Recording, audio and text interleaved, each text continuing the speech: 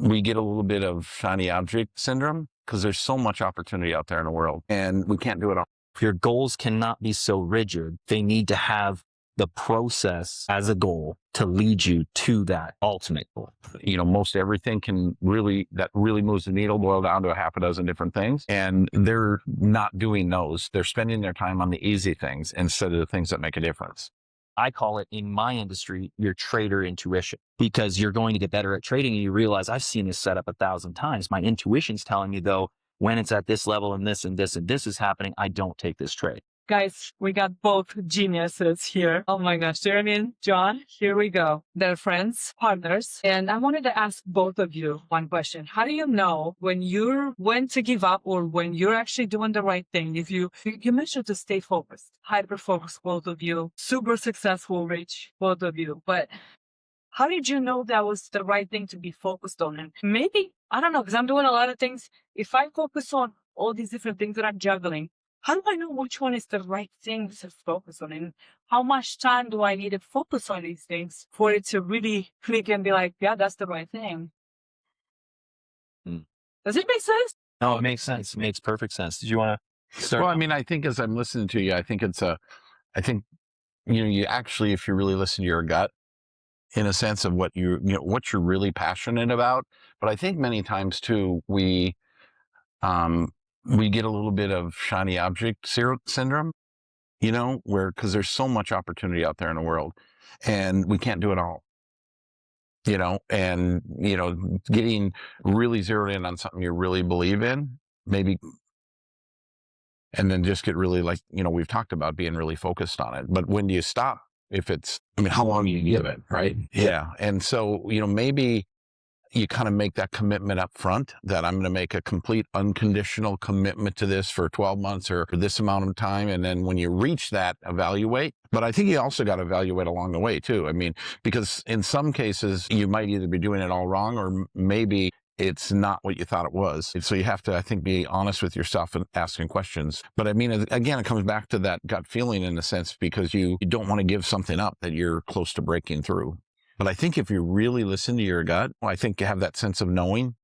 What if I'm just very hopeful and say, I told myself, if I don't monetize by the end of year 2 on this podcast, I should just wrap it up and call it quits? Well, and I think also studying other people from how quickly did they get monetized. We all have the stories about the overnight successes. You can't compare yourself to that one.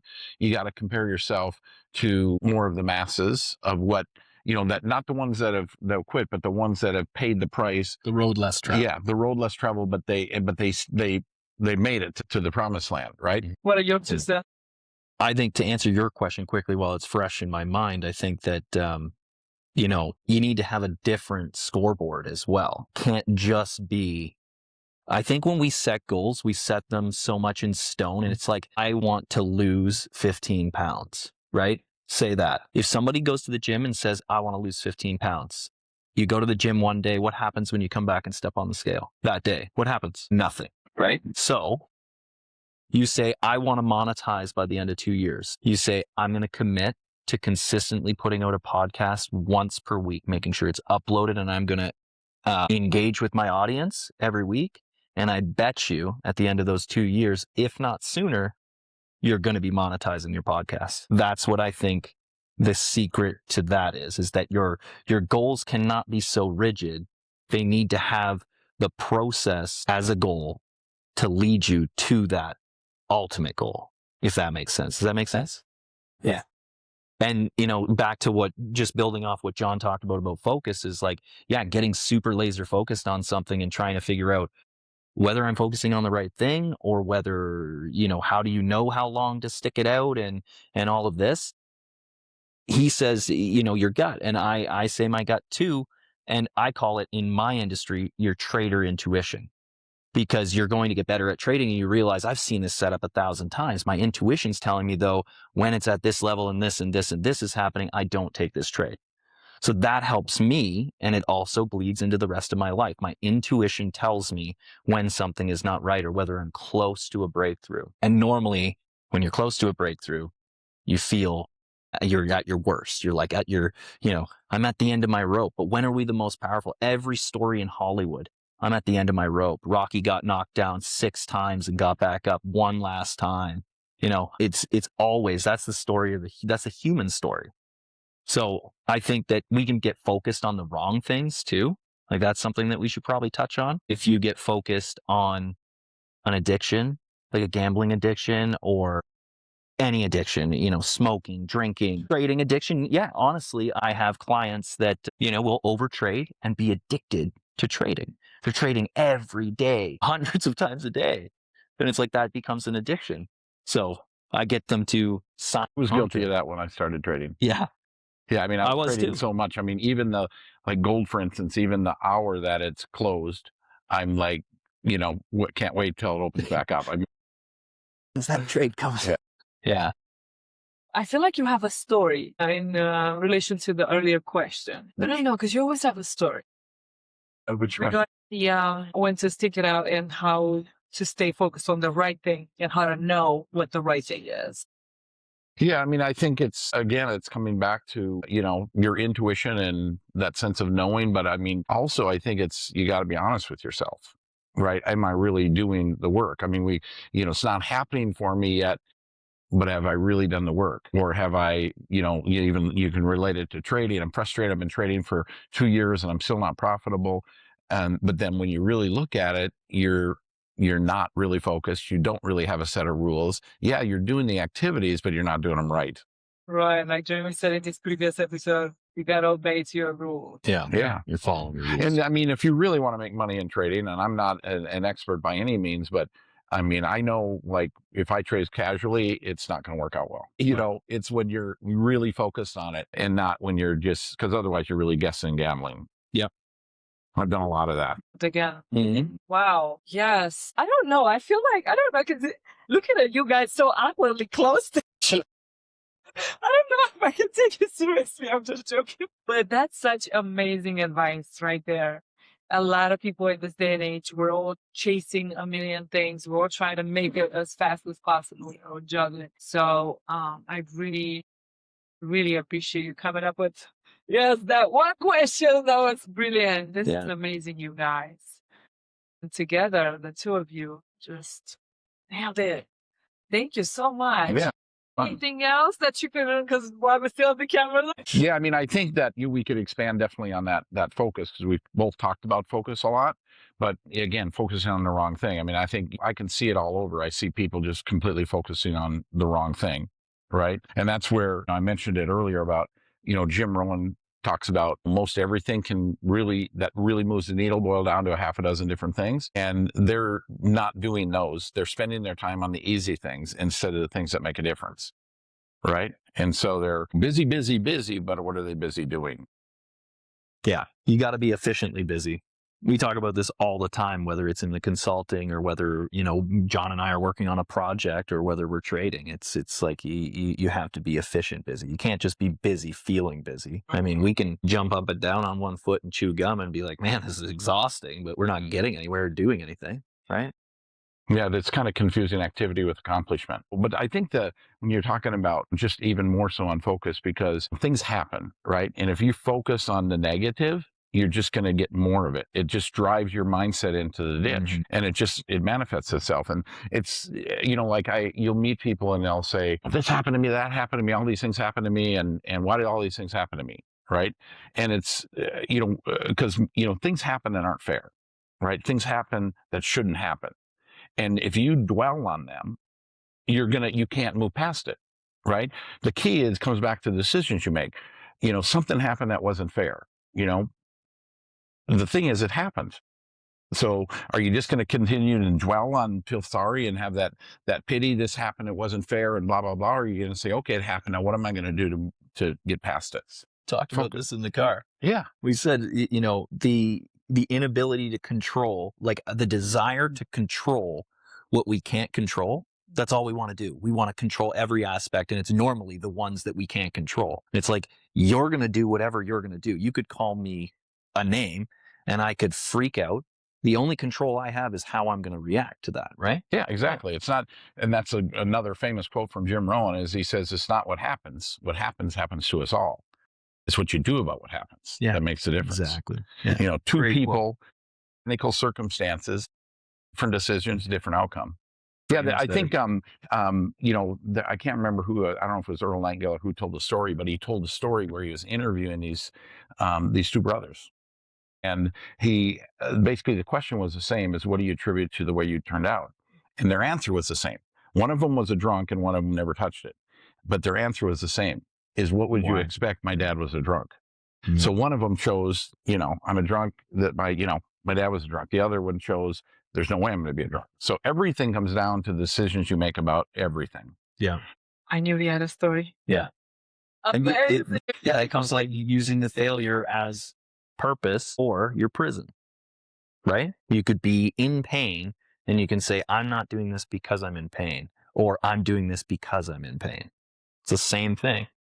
Yeah. Yeah. It's just like, I'll talk to people, like in my business, right? They're trying to change their life, create, like a side income or a side hustle or whatever. And I remember, because again, coming back to people buying people, right? I mean, every time you have a conversation, you're either buying or you're selling, right? You're either buying someone's story or you're selling your story, right? And everything, your kids or whatever. But whoever the most belief is going to have influence over the other person. But this one story that I was referring to is, I'm working with this guy part-time and I'm with a prospect. So let's say we're talking and you're a prospect and, Jeremy's a brand new person and we're working and you're getting excited about this. And then you ask Jeremy, so Jeremy, what are you doing with this? And he says, I'm kind of between jobs. And so I thought I'd give it a try. And so in this circumstance, the prospect said, well, why don't you try it on someone else? Versus he could say the same story. Let's say he did lose his job. But instead of telling the story that way, he says, I lost my job. And I said, I'm never going to let myself be in that position again. So I'm taking control of my life. Somebody told me once it's kind of like telling the best truth. Either way, he lost his job. So does he want to take the victim mode and I'm going to, I thought I'd give this a try while I find another job, or I'm doing this so I never have to get another job? Yeah. Right. And we constantly say what people want to hear, like what we're programmed to say. Like in that situation, people can get very, especially if they're not used to the network marketing industry, they can get very scared. Like, what is she going to think if I say I'm not going to do the smart thing and go take care of my family by getting another stable 9-to-5 job, but I just got fired from the job anyway. So how stable was it? Exactly. Yeah. Yeah, I mean, I've got a false sense. A family member that, constantly, talks to me about how, it's not a real job and blah, blah, blah. Meanwhile, they're changing jobs every 2 years. Yeah. Which one's the real job then? Yeah, I like when you guys talk. One, because it's so cool to see. Like, it's just like a brilliant conversation there. Maybe that's our idea for our next podcast, a group podcast. Talking John and Jer solve the world's problems. There we go. Oh my gosh, what is the partnership? What do you guys, besides trading, right? That's that's what you guys are partnering. Well, yeah, I mean, Jeremy's more the trader, but we're partnering on this peptide thing, and we're also, he's helping me in a lot of areas with my other business, and so and I'm sure we're going to do a lot of things together. That's amazing. Yeah. When you find somebody that you can really trust and you can really, plus you have similar beliefs and work ethics and all those types of things. You are both blessed to have each other. I can see that you kind of finish each other's sentences, which is great partnering. Great to see that. Any last minute advice? Anything that? I will say one thing, and I talked about the decision thing, but at the end of the day, everything that happens, you have to take responsibility for, right? Because you'll meet people that will say, I take responsibility for what happened. But then they follow that up with, but this happened. And until you get rid of that big but, you're not actually taking responsibility. Yeah, that's huge. That's so true. Yeah. Yeah, I think about that a lot. I mean, when I'm mentoring my clients, it normally ends up, because a lot of what trading is being bored in front of the screen waiting for a setup. If you're a proper trader, you can be a machine gun out there and just click, click, click, click, click, click, click, click, click. But if you're in my class, it's like we're waiting for a proper setup. So a lot of the dialogue leading up to that is me emotionally coaching, and that kind of stuff comes up a lot. Those exact things. And it comes down to just being honest with yourself and keeping your word to yourself. Like you want your husband to keep his word to you. but it's okay for you to not keep yourself to you. And I'm not saying you in general, but I'm saying like there's been lots of times where I haven't kept my word to myself. And how does it make you feel when you don't keep your word to yourself? We make excuses inside our head of why we do it, but we're disappointed in ourselves. And you start to loathe yourself, then resent yourself. And you can see it on people. You can see it on people who are unsuccessful. And when they have that true conversation with somebody who is thriving and successful and like super optimistic and powerful, like John, you can see them almost just like recluse into more of a shell. And we don't want that reaction. I want to let them realize that, but then also blossom back out of it and be like, yeah, recognize it, use it, move forward, and become the best version that you can be by working on yourself. Yeah. And being true. Ever see the movie Forrest Gump? Actually, No. I know. We got lots of good stories out of that one. Yeah, There's so many lessons with that movie. So many Yeah. good lessons. You should watch that. I've been told this from so many times for years. You gotta watch. You know what? I'm gonna go home and watch. Go watch Forrest Gump. This is it. This is the. So good. Well, one of the stories like out of Forrest Gump is, you know, Forrest ends up in the military, and his Lieutenant Dan, was like his mentor and was, knew everything. And Lieutenant Dan was like a career military person, so was his whole family. And so they had an ambush, and Forrest was just running in and out of the forest, bringing all these wounded soldiers back out. And so then he heard Sergeant Dan holler, and so he went to grab Sergeant Dan. His legs were blown off. And Lieutenant Dan says, leave me here. This is my war to die in. And then as it's doing it, it's showing his father dying in the war, and his grandfather and his great-grandfather dying in the war. And that was his destiny in his mind. That was his destiny. And so, here he is, just miserable in the hospital, hating life and just being so upset that, Forrest stole his legacy from him, his destiny from him. Right. And then they're showing him as a homeless person and just being totally miserable. And then reluctantly teaming up with Forrest on the shrimp boat. And just at the end of the movie, you just see this transformation of this person coming with prosthetic legs, married looking, and just said, Forrest, I never thank you for saving my life. I mean, I just really paraphrased the whole thing, but it's just a very dramatic, very powerful. But there's multiple stories, there's so many lessons in that movie. Big one. Yeah. Watching this. Very interesting. Yeah. It's all about so relative. Yeah. How you frame When you think about in our own life, the things that we make up these stories of what our destiny is. Yeah. Right. From our upbringing or from the challenges, or, I knew to follow that destiny that I had in my head, that I was, slow, dumb, and stupid, and I'm going to be this maintenance person. I should be happy that this is my job, that I even got a job. Yeah. I'm from a small town too, small town kid. My siblings, I love my siblings, but they don't have the success that I have. And it's weird. They have the exact same circumstances as I do. They were raised in the same home, had the same advantages and disadvantages. And yeah, it's quite weird that maybe their success is equivalent to having a happy family. And this is something that took me a long time to admit to myself, because I had the feeling like I want them to be abundant and I want them to be that. And I said, who am I to say what constitutes happiness and success, right? We just talked about it.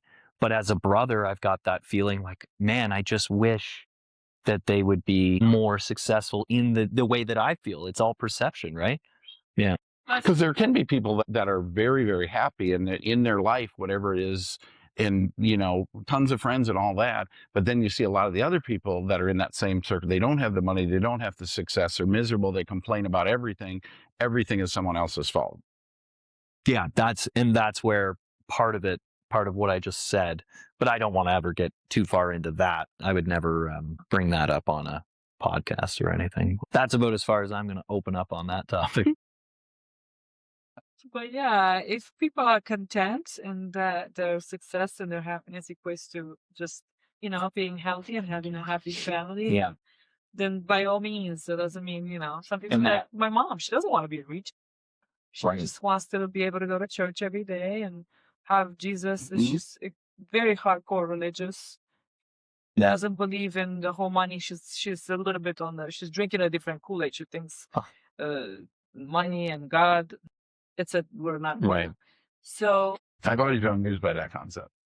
Yeah. Money reading that differently. I Yeah. have a different translation of that. Although I don't think I should be translating that. I think there are a lot of saints that said that's not the case. Like you can have an abundant life and help others. Well, they say money's like alcohol, right? If you're a bad person, it's going to make you a worse person. Mhm. Money's the same way, you know? If you're a good Yeah, person, money's just absolutely. going to make you better. Yeah, as long as Yeah. you have God anchored and you're keeping your eyes on that and you're strong on your values and you have Yeah, if your faith. pillars are anchored, you're. You know, again, to each his own. Mhm. Yeah, and I think just to expand on that, like if I fully believed that my brothers were happy, then it would be a different story. But I truly believe that they're not. Maybe they're providers like you and they want more, but Yeah. they're afraid to take that risk. Yeah, I mean, I think Mhm. that's what you'd said in when she had asked you about what is happiness, Mm-hmm.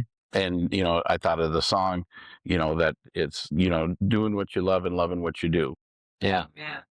Yeah, I mean, it's if you can make a living doing what you love. So my dad. But most always people make a told me. living because they have to make a living, not Yeah. because it's what they want to do. Yeah, we're so busy. they- 90% of people are so busy, caught up trying to feed their families that they don't even get to live. They don't even get to think about how to live, which is kind of why I'm doing what I'm doing. And kind of you do the Mhm. same thing. You would try to empower people to. Yeah. And you guys, if you want to think outside the box and make some money, get some mentors here. I don't have a mic, so hopefully we can figure it out this whole. I have a third one there, but I was too lazy. You're signing. Yeah. You're signing. Yeah. Hopefully I'm not out here. But yes, get your mentors, and that will save you a lot of years of headache and learn from their lessons. They're the experts. And with that, we conclude a third amazing episode. Well, thanks for having us. Appreciate it. Thank you.